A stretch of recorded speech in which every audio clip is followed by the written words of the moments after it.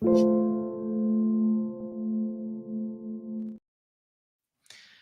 everybody. Today is Monday, January 27th, 2025, and our friend Colonel Jacques Baud is back with us. Welcome back, Colonel. Thank you very much for having me back on your show. Thank you.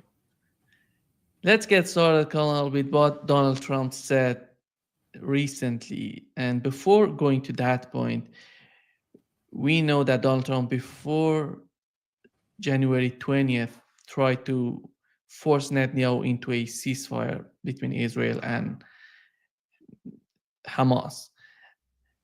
And right after his inauguration, he was asked, well, how do you feel about the ceasefire? He said, this is not our war, this is their war. Then he added that he thinks that Gaza can be a beautiful place, that he was talking about rebuilding Gaza.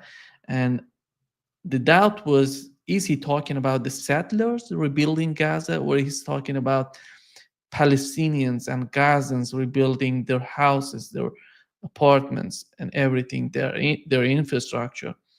Here is the new video of Donald Trump, and remembering that in his inauguration speech, he didn't brag that much about the ceasefire that he could force on Netanyahu. Here is what he said in a, it seems that, I don't know, is a meeting between him and someone else, that he's talking about his plan about Gaza. General El-Sisi tomorrow, sometime I believe. And I'd like Egypt to take people, and I'd like Jordan to take people. You're talking about probably 1.5 million people, and we just clean out that whole thing. It's it's over the centuries that's many conflicts that side, and I don't know. It's something has to happen, but it's literally a demolition site right now. Almost everything's demolished, and people are dying there. So I'd rather get involved with some of the Arab nations and build housing at a different location where they can maybe live in peace. Temporarily, or would they It could be either. It could be temporarily. Could be long term. Yeah. And when you look at the way that he's talking about Gaza, it seems to me that it's the same way that the Biden administration tried to handle the situation between Israel and Hamas, which they were not. It was the first plan on the part of Israelis to just push these people to Egypt, to Sinai, or Jordan, but they were not successful in that plan. How do you see the way that Donald Trump is talking about the conflict? Well, at first glance, it looks like it has the same kind of thinking like the Biden administration. I think it's slightly different.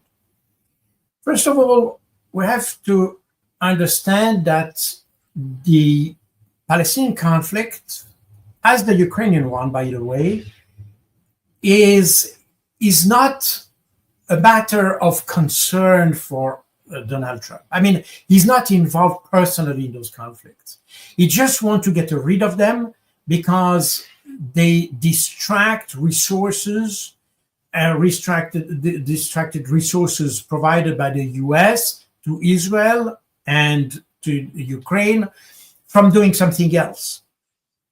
So I don't think that Donald Trump is a pacifist. He's just a pragmatic, and he wants to have the weapons silenced in those areas. But I'm not sure he understood the very nature of the conflict. The way he speaks about the conflict, my view is that he thinks that the concern of the Palestinians is to have a roof and to live normally. I mean, this is not exactly the heart of the problem. The heart of the problem is the territory, is the ownership of the territory, the sense of a nation which is not just related to an ID, but also to a territory. And that's exactly what drives the Palestinian resistance since 1947, and even before, in fact. But it's something that is very difficult to grasp for an American. First of all, because United States is made up of people who have abandoned their original country. You know, it's a country made by immigrants, in essence. And therefore, that means that all the people originally have renounced to their roots. They have cut ties to their roots to some extent. Doesn't mean that today I have a lot of American friends. They are very keen to find their ancestors back, and they are very interested in looking into genealogy and ancestry and all that. But in essence, it's a culture where you abandoned your past to have a brighter future. And therefore, it's a pragmatic approach to life. It's not the way the rest of the world may perceive its existence. Even in Europe, by the way, a lot of people are related and have give a lot of importance to the traditions, for instance, and very old tradition. And for some other countries, not the tradition in the folkloric sense of the word, but it's tradition in the sense of the family, the I would say religious roots, also the roots related to the ancestors, what ancestors have done for you. They have worked, they have fought for you, and now you received that whatever territory, culture, knowledge, and things like that from your ancestor, and your task is to keep that alive. Therefore, the Palestinian problem is not simply the fact that they need a roof. They are looking for their roots. So when and that's where I see a slightly different approach between the Biden administration and the Biden administration was driven by kind of a Zionist type of thinking. Anthony Blinken was Zionist, and he, in fact, proposed end of 2023 or beginning of 2024 to Egypt and Jordan to take those Palestinians. But for him, the rationale was different. It was not for the Gazian to be better. It was for the Israeli to be better. You know? I think Trump has a different approach. He is probably in that sense more human to some extent, in the sense that if he wants to take the Gazian out of Gaza, it's because it's destroyed. So he wants, in my view, to offer a better housing and things like this. And that's why he's asking other Arab nations to fund that housing, because, again, the whole name of the game for Trump is not to divert resources for this conflict. This is a conflict that is not a US conflict, and therefore others must finance that. But the name of that's the name of the game. But for the Gaza population, he wants them to be better housed, to have a nice life in some place. The problem is that the Palestinians are not really interested. I mean, they are probably interested in having a nice roof, as anyone wants, but they're also what Trump has not realized is that not just Gaza is the motherland of those Gazawi population. The whole of Israel is, in fact, their motherland.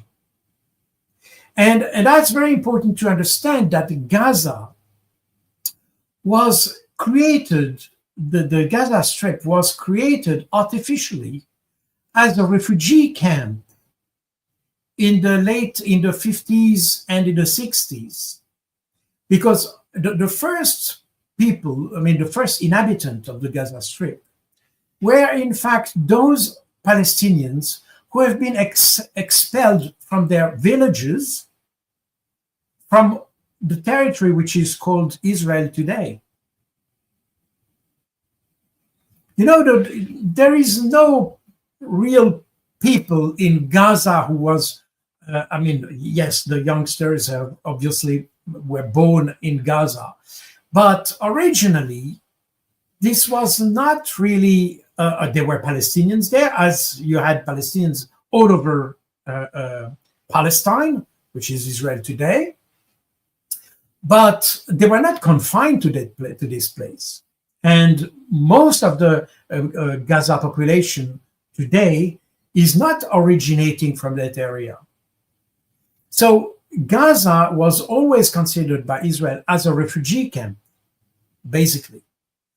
And later it was considered as a Palestinian territory, but as any other territory. I mean, you have a lot of people who live in Gaza today. And after the 7th of October 2023, a lot of Palestinians were saying, well, in fact, we were returning on our country when we were attacking Israel. Because a lot of those Palestinians have their origin in the villages that surround the Gaza Strip. You know, so that means that we have moved this population out of Israel to Gaza, and now we want to move them from Gaza to somewhere else. And they say no. They say no. They were not strong enough to resist in 1948, 1947 already, 1947, 1948, and then in the 60s to resist efficiently against the Israelis. But you know, we have to remember that I come always back to Resolution 181 of November 1947 that opened the door for having two states in Palestine, a Jewish state and an Arab state. But this state, whatever the solution would be, should have been reached through a democratic process, through referendum. And that's explained explicitly in the resolution. Since the Jews at that time, because it was not yet Israel, since the Jews at that time were in a minority, but stronger because they had the experience of Second World War, because most of the Jewish young people who were in Palestine at that time were former soldiers of the British Army. The Jews started to expel the Arab from their countries. They preferred to gain territory by force because they knew that they couldn't do that by referendum because there were not enough people to do that. They would never have a majority to have what they wanted to have. And remember that in 1947, 1948, the Arabs wanted a Palestine with two people, as it was in the 20s, in the 1920s. So that was the idea, to have one territory with two people living peacefully together. Remember that even Golda Meir, who used to be Prime Minister of Israel, had a Palestinian passport. She had a Palestinian passport. So that was the idea of the Arabs at that time. While the Jews, because of World War II, because of Zionism, because of different things, they wanted to have their own territory exclusively for them. So the two different views were antagonistic, and hence the Israelis started to expel the Arabs from their territories. And that's how Gaza was created. You see? So we now, when we start to think about a solution by expelling the people from Gaza to Sinai or somewhere else, that's because we didn't understand the problem. And in fact, most of Western leaders didn't understand that problem at all. And Trump is just the tip of the iceberg in that, in the sense that he looks at the conflict with his own eyes, in the sense that he was elected on the idea that he would make America great again by recreating a United States based on industrial capabilities, industrial capacities, and all that. And therefore, he doesn't want to disperse or distract its efforts with conflict all over the world and all that. He wants to concentrate its effort on United States, on the continental United States. That's his personal view. But there is something that goes beyond that, because his perception of the conflict in Palestine is that you have a bunch of terrorists that are called Hamas, so they are in Gaza and elsewhere in the occupied territories. And of course, you have to get rid of terrorists. And Israel is the only democracy of the Middle East. And therefore, that's the second rationale, which is extremely simplistic. We have discussed that many times. The problem is that most Western leaders see it that way. Even if they know that it's a wrong perception of the problem, but that's the accepted perception, because that's a perception which is in line with certain policies. Look at what Germany says. I mean, Germany has a sense of guilt regarding World War II. And therefore, this is, for them, it is almost natural to support Israel today, to in fact compensate what they have during World War II. Incidentally, today is the anniversary of the liberation of the Auschwitz camp, the Auschwitz concentration camp. And we see, I don't know in your country, but everywhere in Europe, you have those documentaries on TV about what the Jews have endured during World War II and Auschwitz and all that. And it's considered as a remembrance day. And I think it should be a remembrance day.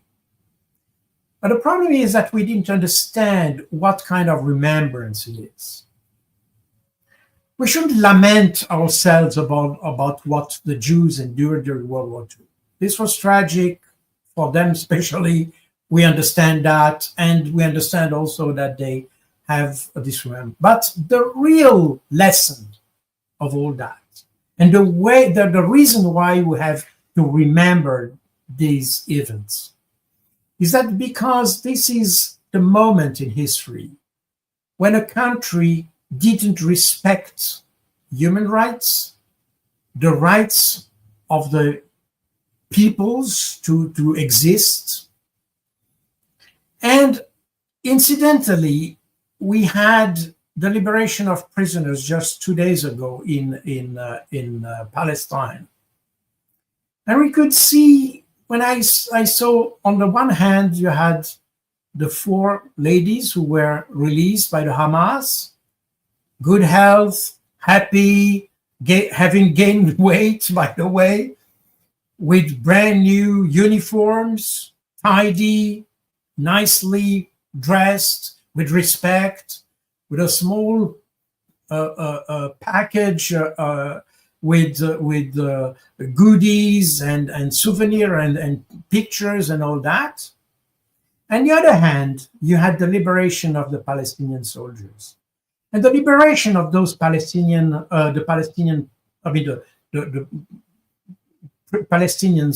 from the Israelis, and the liberation of those Palestinian prisoners reminded me exactly the liberation of the concentration camps. Some prisoners could barely walk. They were obviously not fed properly. They were, how to say that? They had the appearance of being under fed. I don't know. I don't find the word now. But that's a picture that reminded me a little bit what we had for 80 years ago. The lessons of the Auschwitz liberation is precisely that today we should respect individuals. There are no non-human people. There are no subhuman. There are no animals, human animals. As if you read on the Encyclopedia of Holocaust that you find online, you find some quote of Heinrich Himmler, and he's using these words, human animals, to describe the Jews. But today, who used that word?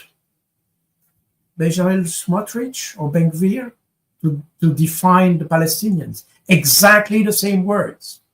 And when you see the prisoners, they're handled exactly the same way as the Germans did 80 years ago. So we should remember these lessons, but we should remember properly. The remember is not about simply the Jews. It's about mankind. It's about justice. It's about the application of the rule of law, the application of international humanitarian law. And we can even find excuses for the Germans because most of these laws didn't exist during World War II. I mean, it's not really an excuse because humanity should compensate for that. But in any case, most of these laws, the international humanitarian law, didn't exist during World War II. That's why you have the Geneva Convention of 49. Obviously, 1949, so afterward, because they were based on the lessons precisely of World War II. And now, where are those lessons? And that's exactly what we have forgotten, all of us, especially our leaders.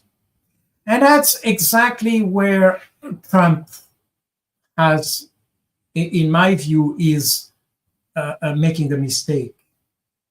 Because, first of all, as leader of a big nation, he should think twice before saying things. And what he says, because of the importance of the United States on the international scene, which is it is, even if it's fading, but still it's there. He should really understand the problem before talking about the problems. And here we are talking about a problem that goes beyond just a roof and nice housing. We are talking about the right of a population to have its own territory, which used to be its territory, was taken by force from this population. And that's the core of the problem. We should now stop trying to put patches on conflicts, as Trump trying to do, and he's tried to do that with Ukraine as well, but it doesn't work. And we see that today we have those hesitation in the Trump administration about what to do about Ukraine, because they didn't understand exactly what was at stake, as they didn't understand what is at stake in Palestine. So it's not today about putting patches on the conflict. It's about addressing the root causes of the conflict. Of course, the root causes of the conflict are much deeper in Palestine than they are in Ukraine. But this is still the same problem. We have to address the root causes. And we have to address them in a holistic way. It means we have to take into account all the factors that may have an influence on the conflict. And that's what the Western leaders don't want to do, because by doing so, they would necessarily address the behavior of Israel. And that's something they don't dare to do because they don't want, because as soon as you start to criticize Israel, even if it's justified, by the way, you get qualified as anti-Semitic. And today we should go beyond that. The problem is not, and we see probably Israel will be experiencing that in the. I mean, it's experienced that already now, but that will be even stronger in the future. That today people are a little bit tired of this anti-Semitic issue. People want to have real issues addressed. And that's why you have all these movements that are all around the world who want Israel to address the Palestinian question honestly and to address the root causes of the conflict and not simply putting oil on the fire. And that's where I see Trump, who could be a stabilizing factor, because as opposed to the Biden administration, he doesn't consider war as something that is providing a gain. Making war is almost always a loss. And I think he has realized that, which is already a step in a good direction. But in any case, it's not enough to say stop with firing. Peace is not just the stop of firing. Peace is when you have settled the problems. And the problems must be settled in depth. And here I think Trump is missing an opportunity to force Israel to address the question in depth. And that's probably where that's my concern with those comments, because it shows that they haven't really thought about it. They don't understand it properly. And at the end, we may have the Gaza conflict disappearing from the headlines, but we haven't solved the problem. It seems, Colonel, that Donald Trump feels that he has some sort of leverage on these Arab states, like Saudi Arabia, Egypt, Jordan, and all of them together, because not only about the conflict in Ukraine, but also he was talking the way that he would put pressure on MBS, Mohammed bin Salman, the crown prince of Saudi Arabia, to reduce the price of oil in order to put pressure on Russia to put an end to the conflict in Ukraine. And here comes the question, when it comes to Jordan and Egypt, what kind of leverage do they have to, is that possible with the public opinion? We know that the leadership in both countries, Egypt and Jordan, are close to Washington. But what type of leverage the Washington has to these people, these decision makers, have to put pressure on Egypt and Jordan, considering the public opinion, which is totally against the policy of the current governments in these countries?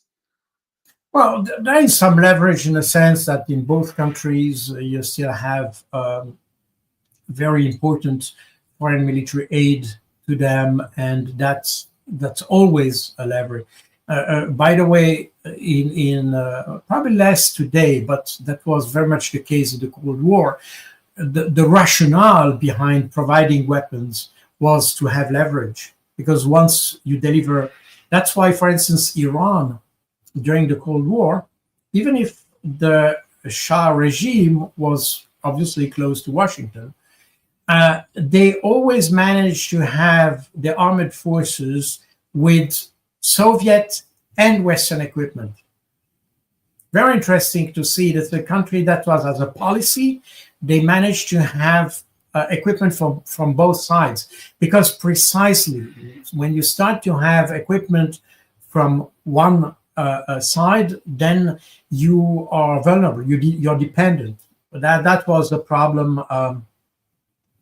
I used to know very well the head of the Moroccan Air Force in my time in the 80s, and he explained to us that after the departure of the French, Morocco got all his air force, air equipment, aircraft and all that coming from Soviet Union. But then the Soviet Union tried to use this equipment, the supply of spare parts, as a leverage to have Morocco adopting certain policies. And that's where the king of Morocco decided stop. And from one day to the other, they completely scrapped the Soviet equipment and started to buy Western equipment, mostly French equipment, by the way, French aircraft. Because the problem is that weapons are a leverage. So coming back to Jordan and Egypt, there is probably a large room for leverage. But the problem is that your leverage or your ability to leverage a policy must not be opposed to a problem which is even bigger than your capacity of leverage. And that's exactly what happens in Egypt and in Jordan. The Jordanian had the Black September in 1970, where you had these Palestinians. In fact, they were refugees, and they started to launch operations from Jordan to Israel, and that created a problem. So the Jordanian government decided to put a stop on that, and they expelled all these Palestinians, and that led to the creation of Black September, who used to be a terrorist group based in South Lebanon. And the war in Lebanon, in fact, what you had in the 70s up to the 80s, and what in fact provoked in the 1982 the Israeli intervention in Lebanon, was because of the presence of Palestinians. And so that's an experience that neither Egypt nor Jordan wants to repeat. They know that having a group of Palestinians who obviously fight for their territory, meaning they will not give up the fight. Even if they are in Egypt, they will simply make cross-border operations or whatever. And we know that they have the ability to go beyond all the security measures taken by Israel. Because even in the most secured places of Gaza, the Palestinian resistance was able to conduct action against the Israeli forces. So we know that Israel is not able to contain these actions, meaning that having Palestinian refugees in Egypt or in Jordan it's just kicking the can down the road, because the problem will then be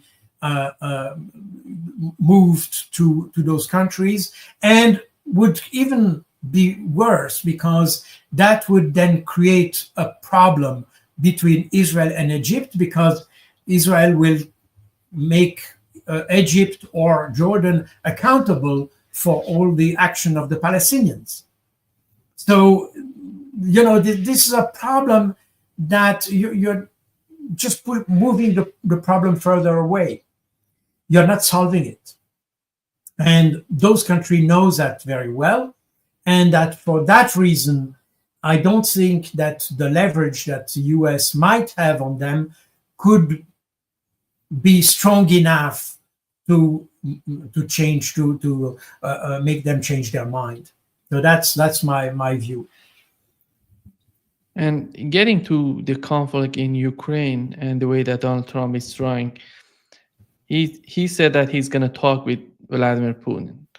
On the other hand, he's trying to, as I've mentioned, to put pressure on Saudi Arabia in order he sees the way that the price of oil is helping Putin in his war in Ukraine.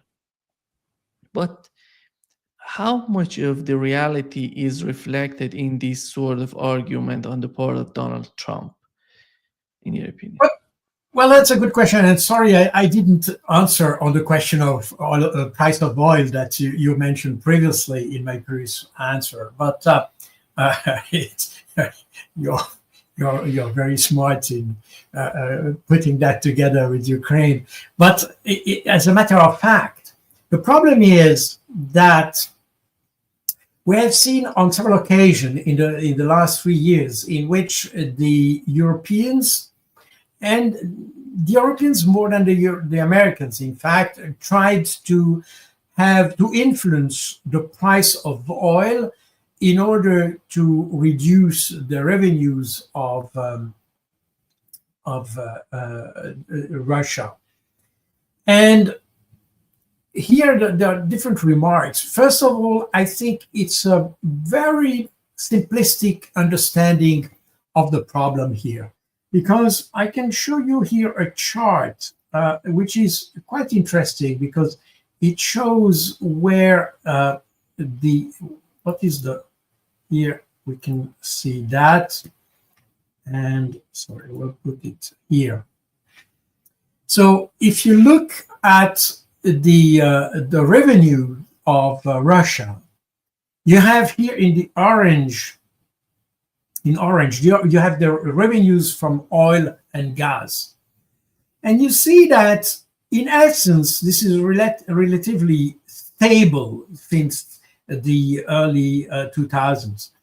And we have, with the impact of the first sanctions after 2014, and then with what happened in 2022, you can see that you have a kind of instability in the revenues of Russia. But basically, all the efforts of the international community to sanction oil and gas has led to an increase, because the price of oil and gas is defined by the market, not defined by policies. And the other things we can see here on this chart is that the revenues of Russia are increasingly coming from economic activities that are not related to oil and gas. So meaning that the sanctions that we have put on Russia in the last years have prompted Russia to develop non-oil and gas areas, to develop other industrial capability. That's the reason, by the way, why they have a shortage of manpower today. That's explained why you have an inflation in Russia. It's not because the economy is not working, it's because it's going too well in reality. And you have now a lot of economic sector that are developing and they don't have enough manpower. Result is that you have an increase in wages, and that is driving inflation. But that shows that when you start to talk about sanctions here, you need to have the market working, and the market is the market. It's not external decisions. And we have seen in the last 3 years that the Saudis especially, but not just the Saudis, OPEC countries at large, are not keen accepting directive, especially from the West, as to define the market prices, because the market price should be decided by the production countries, producers. And they adjust the production based on negotiations that happen within the OPEC circle. And that defines the market, but not outside decisions like Trump and things like this. In addition to that, we have we have seen that a lot of countries Saudi Arabia is not the only one country to produce oil. And today, a lot of countries have challenges in developing industry to develop also other aspects of the oil industry. And that applies to Saudi Arabia as well. Since I was young, we hear that there is only 25 years reserve oil in Saudi Arabia. We discover new reserves and things like this. But regardless of how long this will last, we know that this is not infinite. We know that there will be a point in which oil will no longer be there, and all these countries, oil producing countries, will have to replace oil by other kind of revenues. That's what Russia has done. That was, as I said, prompted by the sanctions. But other countries are doing the same, meaning that you have a lot of countries trying to start to invest in other issues. And typically, Egypt or Saudi Arabia, for instance, they want to develop in new technologies. And you have heard about this huge project, the Neom project, this city, this linear city.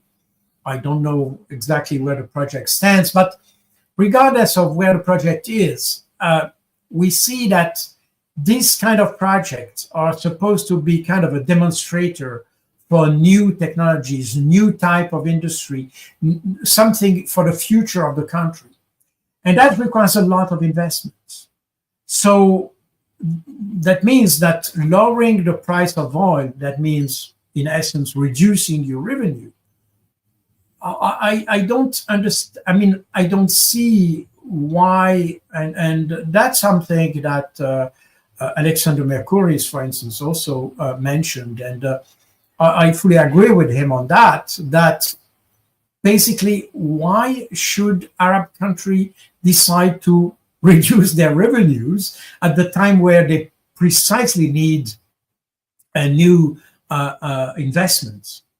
You also have investments related to the Belt and Road Initiative of China that requires the development of new infrastructures and all that, because again, the future, if we follow the logic of China, the future is in developing trade, not putting barriers on trade as Trump wants to do. The future is on opening trade and ability to trade and exchanges. So everybody understands that, meaning that, of course, there are some investments provided and funded by China, but there are also a lot of investment that should be made by the countries themselves. So why would they reduce their own revenues just for the sake of pleasing Donald Trump? So I think Donald Trump is still in a reality that lies something like 30, 40 years ago. I'm not sure he has understood exactly what is at stake today. We are back to the same discussion that we had before when talking about the Palestinian-Israeli conflict. I'm not sure he understood. He has still a schematic understanding of the situation, a very simplified understanding of the conflict and on the issues at stake. But it goes much deeper than this. So again, it might be that we may have eventually some countries that are okay with Trump and try to reduce the price, put some pressure on the oil price. But again, I don't see that as a major factor to put a real pressure on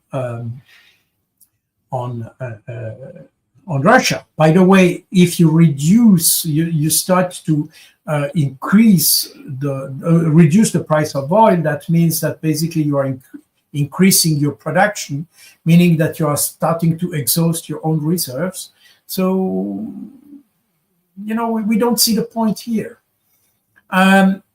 So again, we are ignoring, or we tend to ignore that China is a huge, huge consumer of oil products. And if necessary, China, but because China is also importing oil products from the United States. So what China could do simply, if the price of oil reduce, it's just stopping importing from the US and increase imports from Russia. And then you have absolutely no effect on the oil revenues of Russia. So I think it's a short-sighted understanding of how things go. And again, I think the problem is that Trump is overestimating the weight of US in, I mean, it's obviously an important actor. It's a biggest oil producer and all that. We understand all that. But at the same time, it's not the only actor. And there are other actors that are ready to supplement or complement what the US is doing. And probably even if we are moving so far, as we have seen with China recently, as China started to ban some exports of critical materials to the US, that means that China may afford to stop having, probably not stop all trade with the US, it's not what I mean, but they can afford to stop a large amount of trade on certain material and raw material and all that. So I think, again, Trump is, and we see that also in his behavior with Denmark regarding Greenland and with Panama, that he seems to be the almighty here and decide to say to other countries what they should do.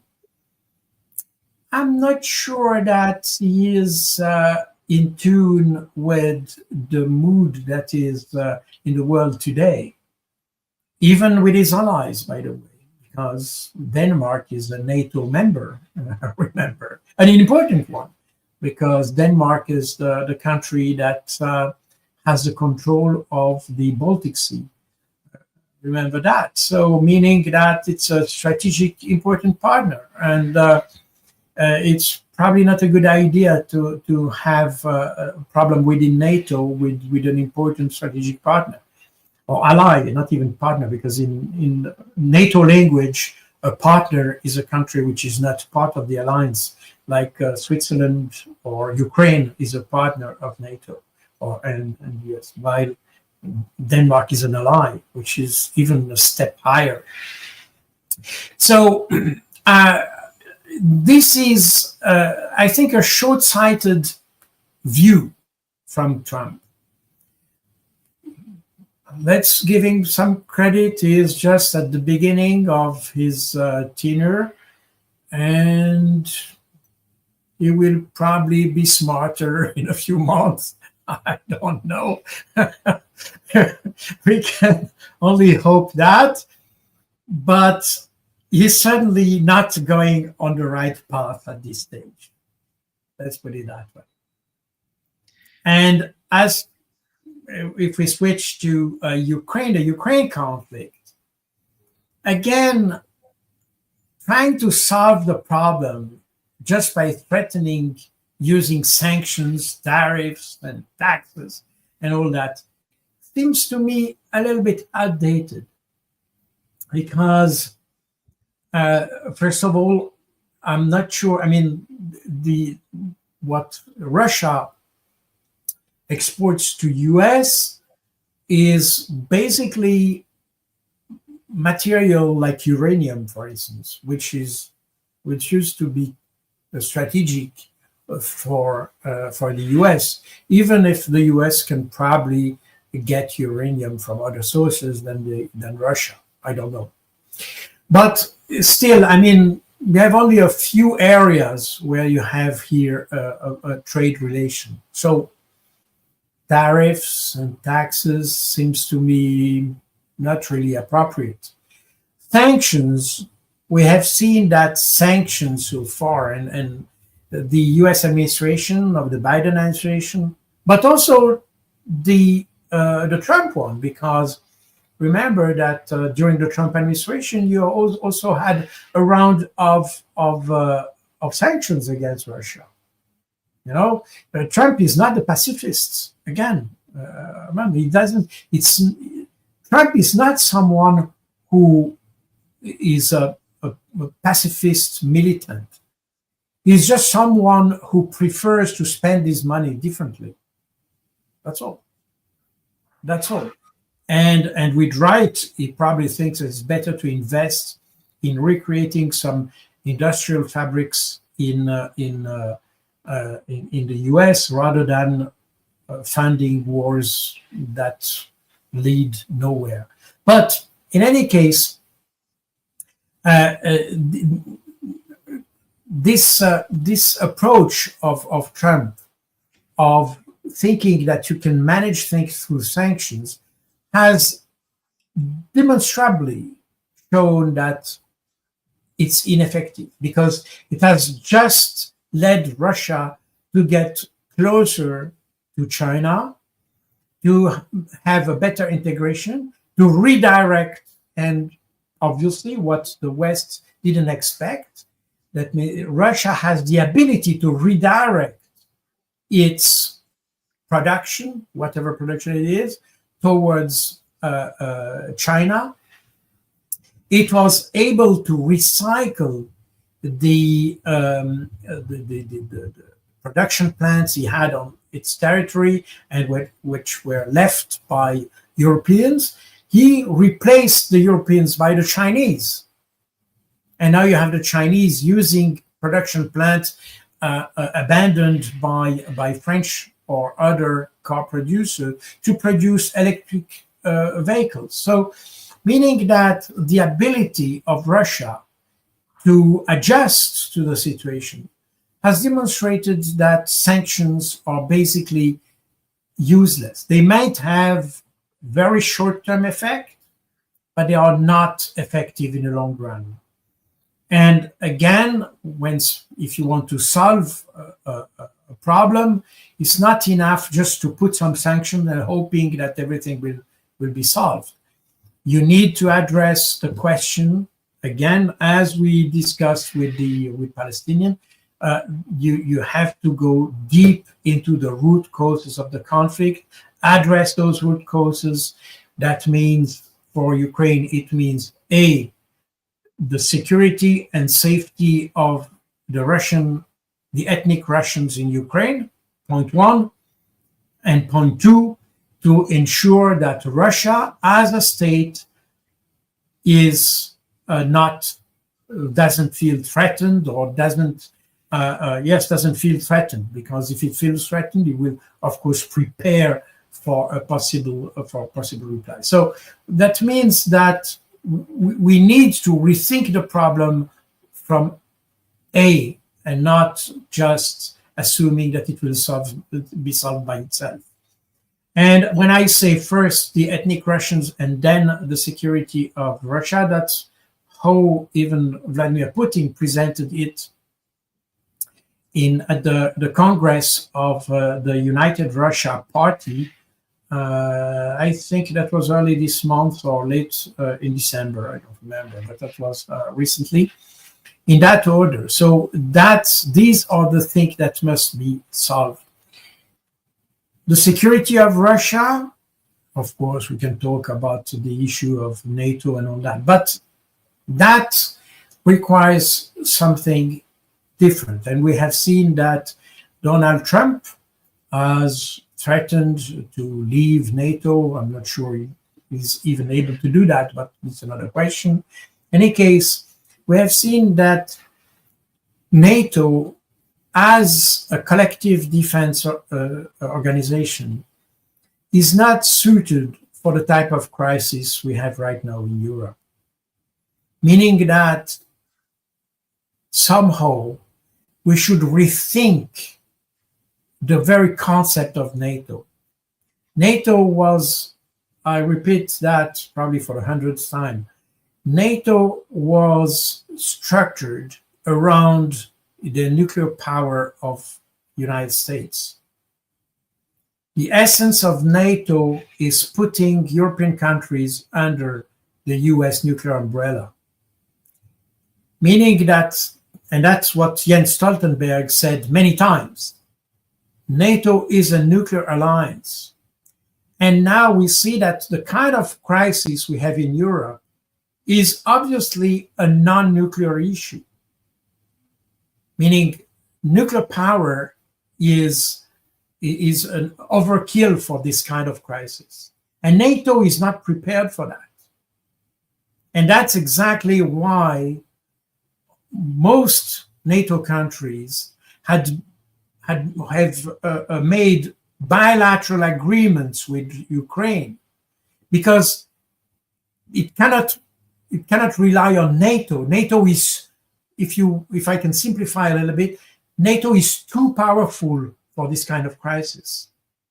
So we need a collective security system that takes into account conflicts that are non-nuclear, or better account of conflicts that are non-nuclear.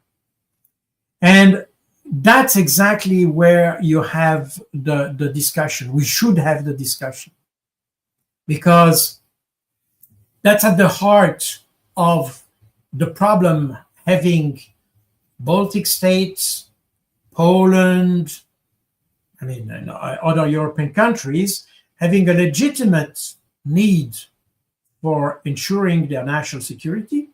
It's a legitimate need. But for that, you need to have the right tool. If your tool is too powerful, it serves nothing. If NATO were not nuclear, they could have included Ukraine well before. So that means that we need to rethink the whole security architecture in Europe.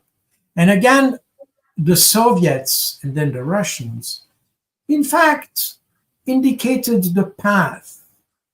In the 70s, following the Helsinki process, the Soviets' initiative led to the creation of the Conference of Security and Cooperation in Europe, which eventually came to the Organization of Security and Cooperation in Europe, OSCE, which is in fact the Soviet and now Russian understanding of how security should happen in Europe. It's not a security by confrontation as NATO was designed for, because NATO was designed in 1949, right at the time when Europeans discovered that Soviet Union had the nuclear bomb, and that prompted them to have a solution to protect them from nuclear attacks, and that the response for that was the creation of NATO. So again, the core of the problem is, at that time, was the nuclear confrontation. And NATO was built around the idea of confrontation. Now, OSCE and the concept of security as understood by Russia is, in my view, much more modern, because rather than having security by confrontation, it wants to have security by cooperation. And had we, before the crisis in Ukraine we had in February 2022, had we cooperated to implement the Minsk agreement, Ukraine would be untouched today. So it's a lack of cooperation, and obviously that was the US was instrumental in avoiding that cooperation. But also you had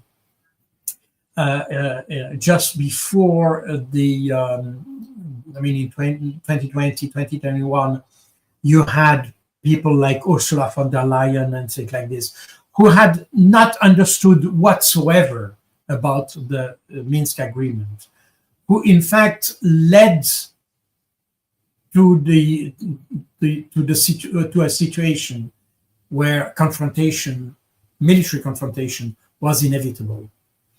But had we, at that time, mechanisms that would oblige or constrain countries to have cooperation rather than confrontation, we could have solved this problem. And in the idea of security cooperation, or cooperation by security by cooperation, at the core of that the concept is a concept which has been, in fact, developed by OSCE, and that's probably not a coincidence. You have the so-called Astana Declaration that states that no country should create its security at the expense of the security of another country. Meaning that when you want to address your legitimate concern of national security, you should make that in a way that doesn't create a problem for your neighbors, because then you're just kicking the can down the road again, and that's create another problem for the other. So security by cooperation implies that when considering your security, you take into account the security of your neighbors as well. And therefore, you have the essence here of security by cooperation. And I think it's a very modern concept that could have been applied right after the end of the Cold War. And in fact, it was applied in a certain way, because then the Conference for Security and Cooperation in Europe changed its name for the Organization of Security and Cooperation in Europe. And that was the point in the 90s where there was this idea that the relationship between countries could change in nature. The substance of this relationship should change.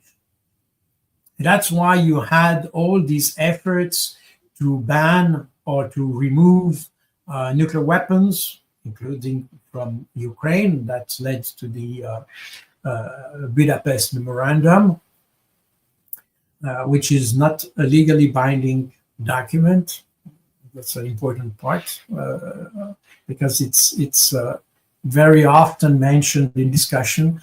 The Budapest Memorandum is not a legally binding document. It's just a policy document, period. So, but nevertheless, this was this idea that we should try to cooperate with each other in order to have confidence building measures, the cooperation that exactly what we had in the 90s, by the way, to develop confidence building measures, visits that you could have, the Open Sky initiative that allowed to overfly countries to monitor its preparedness for conflict and all that. We had all this in the early 90s. And that went much more in this concept of cooperation. That means you let foreign government or states to inspect your own troops and all that. I was involved. I used to work in intelligence, so probably that's all intelligence organizations were involved in those confidence building measures, because that gave the opportunity to have a glimpse at the preparedness of other countries. So that's I remember each time we had a visit in Switzerland from inspectors, I could identify people I knew professionally. that was really funny. In any case, that created kind of a transparency. It's not full transparency, but a kind of transparency that helped to build confidence in Europe. The problem is that in the early 2000s, with Bush at the end of the Clinton era, in fact, and the beginning of the Bush era, all that collapsed because, again, we had narrow-minded people who thought that their importance was given by the number of people they kill abroad. So this doesn't work that way. But we had at one point this opportunity to have a more cooperative type of security. What strikes me today is that countries like the Baltic states, Baltic states in particular, because these are very tiny countries who have no real, I mean, they have military capabilities, but not that much. And they are the most vocal in making war against Russia and all that. And this seems to me totally inappropriate, especially from a small country. I mean, I come from a small country. And in Switzerland, I think we were more mature in that sense. I'm not sure we are still mature, but at that point we were, where we thought that the best way for a small country to ensure its security is to have better cooperation with its neighbors. And that's why, in fact, neutrality was granted to Switzerland in 1815. That's precisely for that reason, because the neutrality of Switzerland was an added value for the great powers at the time. The same applied to Austria in 1955. It was basically the same principle, that the neutrality of Austria was considered as an added value for others. And for that reason, it was granted by the superpowers, I mean, the victory powers of World War II, in fact, was granted neutrality to Austria. And in my view, a small country can gain a lot by improving its cooperation. And improving cooperation implies, to a certain extent, probably not to, well, I mean, Switzerland is a neutral country, which is probably a little bit different. But I would say that being part of an alliance will not, in that sense, really improve your security in the diplomatic sense. It can improve in the sense that you can help militarily. But in terms of diplomacy, it will not, I mean, what comes before the conflict, in the pre-phase of the conflict, being part of an alliance is not extremely useful. I am very surprised to see how vocal these tiny Baltic states are regarding a possible war against Russia. That seems to me totally absurd to a certain extent. Totally absurd, and they are even more vocal than the US. Probably not as much as UK, but but almost so, probably. But so I think, again, when coming back, and I think that's what the Trump administration has not realized, that if we want to address the Ukrainian issue, we have to address it in depth. And addressing it in depth we have to start thinking about reshaping the European security architecture. I mean, even we can say Western security architecture, because US and Canada are part of NATO, which is beyond Europe. So we need to rethink that and to see the principle. I mean, the idea of Trump leaving the NATO could be an opportunity in a certain sense, because, as we said, the US is the keystone of NATO. That's the raison d'être of NATO. So if we assume that US leaves NATO, what is left? So then we have really to rethink the whole thing. And even if you have US leaving the Germany, for instance, because sometimes I say, well, Germany is still occupied by the US. Well, if we think about it, in after World War II, Western Germany, Eastern Germany, the case is solved since a reunification. But Western Germany was occupied by France, UK, and the US.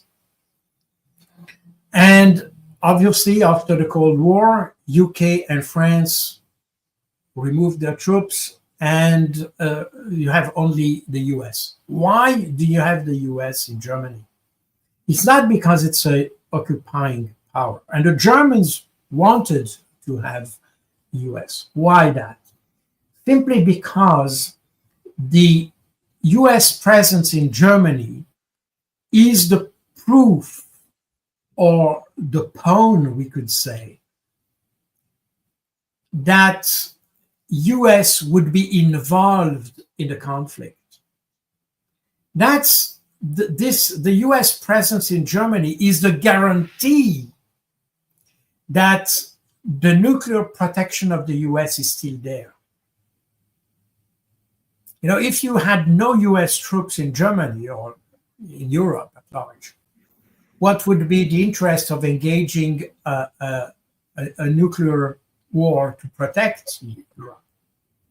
Because at the end, the next one to be bombed would be Washington or US. So why would you risk to receive nuclear missiles if you have nothing at stake in Europe? So that's the reason why you have US troops in Germany. And by the way, that explains why the decision of Sweden and Finland to join NATO is totally stupid. But again, we keep that aside. But this is the whole thing. So let's assume but I think Donald Trump has not realized that. That's my personal view when he said that he would withdraw from NATO and all that. And I think a lot of Europeans have not realized that as well. But let's assume Trump decides to do that, I mean, to withdraw from NATO. That means that NATO, the fundamentals of NATO are no longer here. So we have to rethink the whole security architecture. So in one sense, having US leaving NATO would be a good thing in a certain sense, if provided Europeans understand what is at stake, which is not yet the case. And provided the US also understand what is at stake. And my view is that nobody has really understood, because the whole nuclear issue has been a little bit forgotten. We talk about the nuclear threat of Russia and all that, but the whole mechanisms that created NATO in order to have this nuclear protection for Europe, all that has been forgotten to some extent, because in fact, even if we talk about the Russia nuclear threat, nobody takes it very seriously. Everybody knows that Russia will not attack Europe, and it was even so during the Cold War, by the way. We anticipated attack from Soviet Union, but we know today that Soviet Union had never intent to attack the European Union, Europe at large. And we have several CIA reports that confirm that. So we know that today. So at that time, we used to justify the possible willingness of Soviet Union to attack the West because of this historic struggle between capitalism and Marxism and socialism and all that. And therefore, since socialism was going in the sense of history, this was this idea that probably people like Stalin had, probably at one point.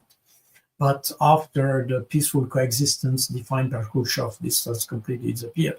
But probably at one time, this idea existed that Soviet Union could attack the West just with the idea to expand the socialism and the Marxism ideology and all that. So you could have this justification.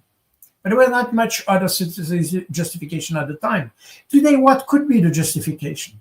So we come with this idea of the Russian Empire and the Tsarist Russia, but the Tsarist Russia never went to France or things like that.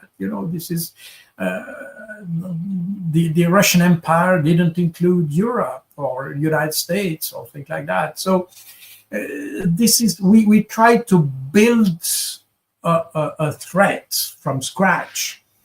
There is not much rationale for Russia to attack Europe. Even today, of course, you have that. And recently, a German general said that Russia is already preparing for the next step, which is occupation of Europe and all that. This is total fantasy. Those guys should be, in my view, we should fire those guys, because if you're a general, if you have that such kind of thinking based on nothing, this is, first of all, this is not military, because militaries should work on the base of facts and not on the fantasies.